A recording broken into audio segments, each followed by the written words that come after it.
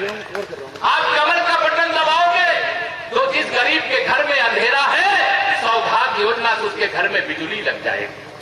आप कमल का बटन दबाओगे, कोई गरीब आदमी जो पैसे के बिना इलाज नहीं करा पाता था और बीमारी पाले पाले वो मर जाता था, आप कमल का बटन दबाओगे तो उसे 5 लाख रुपया का आयुष्मान भारत योजना के अंतर्गत इलाज का गोल्डन कार्ड मिल जाएगा। और साइकिल का बटन दबाने से क्या होगा? जो देते हैं वो ले लेते हैं, लूट लेते हैं। भारतीय जनता पार्टी की सरकार केंद्र में, प्रदेश में जब से डबल इंजन की आई है, तब से लेकर के अब तक गरीब के जीवन में खुशियां लाने का कोई काम हमने बकाया रखा है क्या? मोदी जी ने, आदरणीय योगी जी ने बकाया रखा है क्या? आज गरीब आदमी को राशन मिल रहा है और सपा वालों के समय भाषण मिल रहा है। बताओ सही है कि नहीं है? भाषण, अच्छे अच्छे भाषण सुन लो। कुछ परिवार खरबपति बन गए और कुछ परिवार मैनपुरी के जहां थे उससे भी नीचे चले गए। यही विकास है। इस प्रकार के विकास से भला होने वाला नहीं है और मुझे ये कहने में कोई संकोच नहीं है। अभी 3 उपचुनाव हुए हैं 2022 के विधानसभा के बाद। तीनों उपचुनाव भारतीय जनता पार्टी ने जीते हैं। इस समय 3 उपचुनाव हो रहे हैं, एक मैनपुरी लोकसभा का, एक रामपुर विधानसभा का, एक खतौली विधानसभा का। मैं खतौली होकर के आ रहा हूं और अब मैनपुरी में आज हो, कल मैं रामपुर भी जाने वाला हूं। और मेरे पास जो फीडबैक है, उस फीडबैक के आधार पर मैनपुरी लोकसभा सहित दोनों विधानसभा उपचुनाव भी भारतीय जनता पार्टी जीतने जा रही है। और ये बड़े बड़े जो दावे करते हैं, श्री अखिलेश यादव जी के दावे को याद करिएगा, केवल याद दिला रहा हूं। 2014 के लोकसभा चुनाव में इन्होंने कहा कि हम 60 से अधिक लोकसभा सीटें जीतेंगे और केंद्र में सरकार बनाएंगे। क्या स्थिति बनी इनकी? 5 में रह गए सिमट करके। 73 सांसद उत्तर प्रदेश की जनता ने माननीय नरेंद्र मोदी जी को देश का प्रधानमंत्री बनाने के लिए दे करके देश की फ्लैग रोड 56 इंच के सीने वाले को सौंप देने का काम किया। 2017 का विधानसभा चुनाव हुआ, इन्होंने कहा 300 से ज्यादा सीटें जीतेंगे, लेकिन 300 से ज्यादा सीटें कौन गए? 47 पर सिमट करके रह गए। 2019 में गठबंधन कर लिया सपा, बसपा, कांग्रेस ने, लेकिन इसके बाद भी 64 सांसद भारतीय जनता पार्टी के जीते और 51% वोट प्राप्त किया। ये फिर जहां थे वहीं पर रह गए। और 2022 में इन्होंने दावा किया हम 400 सीटें जीत रहे हैं, लेकिन यहां उत्तर प्रदेश की जनता जानती है कि अगर ये साइकिल वाले आ गए तो उत्तर प्रदेश में गुंडाई होगी, उत्तर प्रदेश में भ्रष्टाचार होगा, उत्तर प्रदेश में दंगा होगा, उत्तर प्रदेश का विकास रुक जाएगा। ऐसे लोगों ने साइकिल को त्याग करके कमल के फूल को अपनाने का काम किया। और कमल के फूल के बारे में आप जानते हैं, विकास के लिए लक्ष्मी जी की जरूरत होती है और लक्ष्मी की साइकिल में बैठ करके नहीं आती, वो कमल के फूल पर ही बैठ करके आती है। इसे कमल के फूल को खिलाने की मैं आप सब लोगों से यहां पर अपील करते हुए ये कहना चाहता हूं। अभी हमारे एक पत्रकार मित्र मेरे साथ आए थे, उन्होंने कहा केशव जी आपको तो आजमगढ़ और रामपुर लोकसभा और गोला के विधानसभा क्षेत्र में मुस्लिमों ने भी वोट दिया है। हमने कहा हम तो सबका साथ सबका विकास करते हैं, तो जिसने हमें वोट दिया है उसने कौन सी गलती कर दिया है?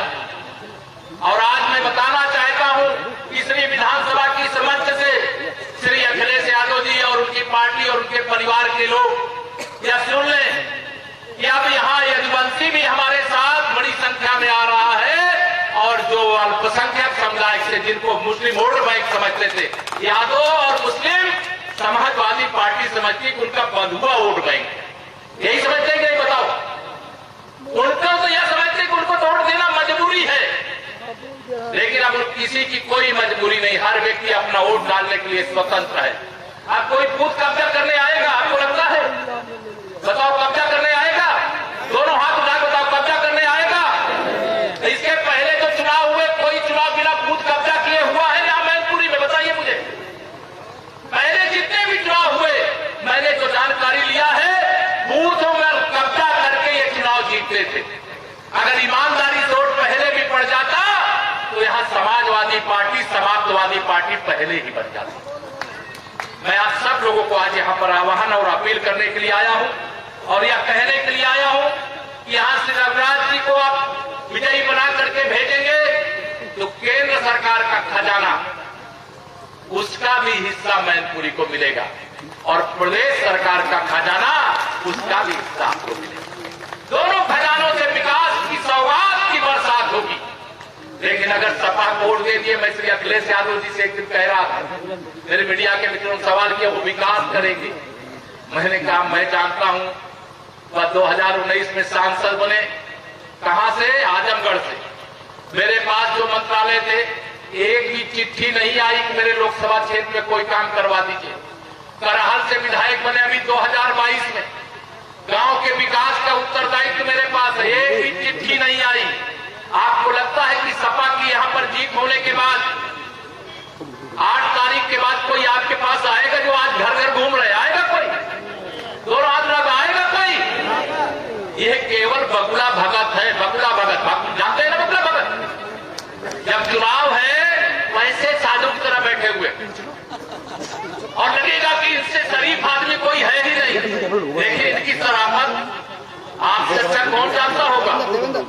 मौका पाएंगे तो चोंच मारेंगे, जो अंदर अपने को बचा करके छिपा करके बैठा होगा उसका बगुला क्या हाल करता है, या वही हाल करने वाले लोग। मैं आप सब लोगों से यहाँ पर आज आपसे अपील करने आया हूँ। 2 जगह और सभाएं हैं, वहां पर भी जाना है, लेकिन यह कहे करके जा रहा हूं, मैं हर महीने रघुराज सिंह जी लोकसभा में आपको यहाँ की जनता आशीर्वाद दे रही है, सारे मेरे पत्रकार मित्र भी बताते रहते हैं और जो जांच सर्वे करने वाले वो भी बताते रहते हैं कि श्री रघुराज सिंह जी को प्रत्याशी बनाए जाने के बाद श्री अखिलेश यादव जी की हालत पतली हो गई है। पतली हो गई है कि नहीं हो गई है? तो सात भाइयों के पास जा रहे हैं।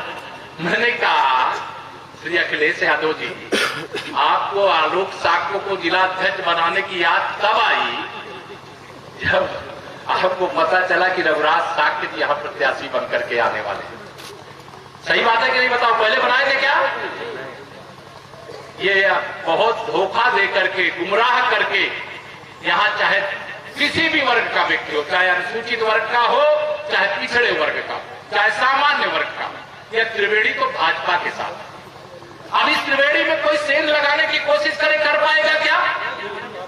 आप सबको मैं निवेदन करता हूं, ये पैसा बांटेंगे वैसे चुनाव आयोग की ड्यूटी अपना वो रोके, पता करे, लेकिन गलती से इनके कोई गुर्गे घूम रहे हो पैसा दे दो, ये ध्यान रखना ये पैसा इनके कमाई का नहीं है, इनके पसीने से कमाया हुआ नहीं है, ये गरीबों को लूट करके ही पैसा इकट्ठा किए होंगे, वही पैसा बांटने की कोशिश करेंगे।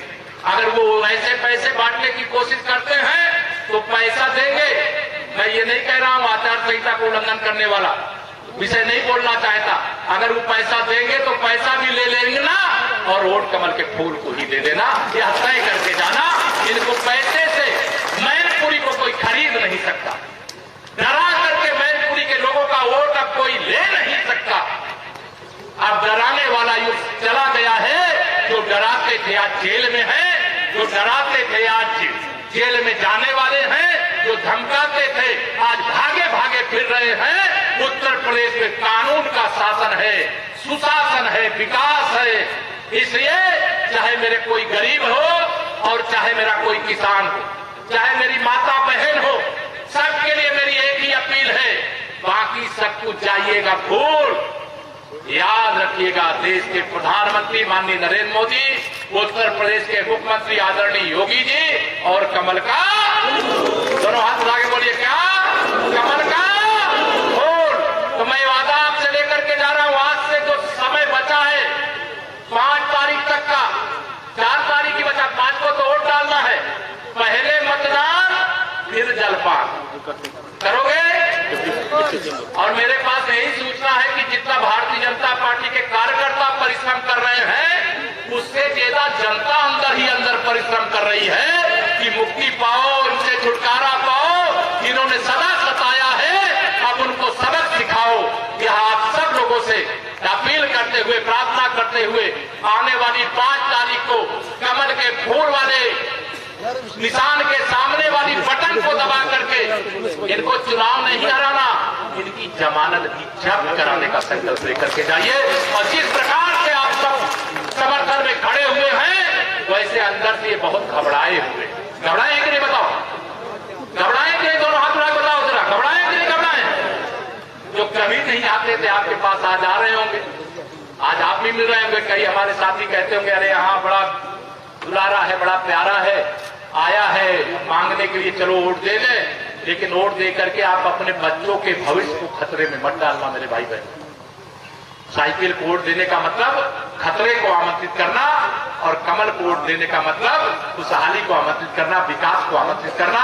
क्योंकि यह 8 तारीख के बाद, चुनाव हारने के बाद भी आपके पास नहीं आए, जीतने का तो इनका नंबर है ही नहीं।